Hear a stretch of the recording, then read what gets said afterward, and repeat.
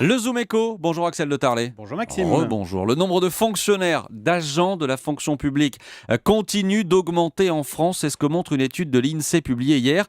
Pourtant, Axel, on nous parle depuis pas mal de temps déjà de réduire la dépense publique. Il y a une contradiction ?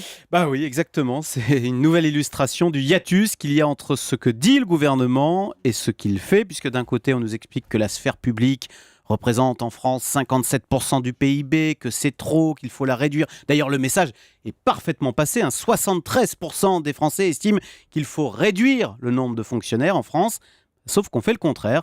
Selon les décomptes de l'INSEE, le nombre d'emplois publics a encore augmenté l'an dernier et même ça s'est accéléré puisqu'après une hausse de 0,3% en 2012, les emplois publics ont progressé l'an dernier de 1,5%. Alors en cause notamment les contrats aidés, puisque vous savez, les mairies, les préfectures ont été incitées à embaucher pour réduire le chômage. Et est-ce qu'on a le détail ? Où a-t-on le plus embauché ? Alors réponse partout. Partout l'emploi public progresse. Donc les services de l'État plus 1%, l'hôpital plus 1,7%, les collectivités locales, elles décrochent le pompon, plus 2%. Faut dire qu'en 2013, on était juste avant les élections municipales. Donc vous savez, c'est une année qui est toujours un peu propice à faire quelques embauches. Voilà, bon.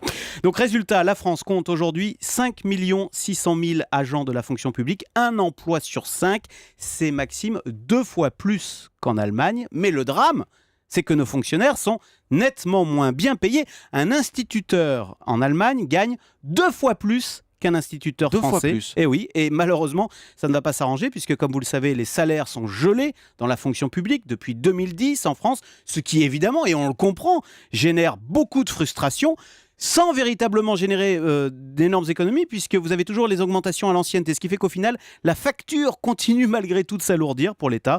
Donc vous voyez, nous sommes perdants sur les deux tableaux, avec une sphère publique toujours plus massive et les fonctionnaires qui se paupérisent.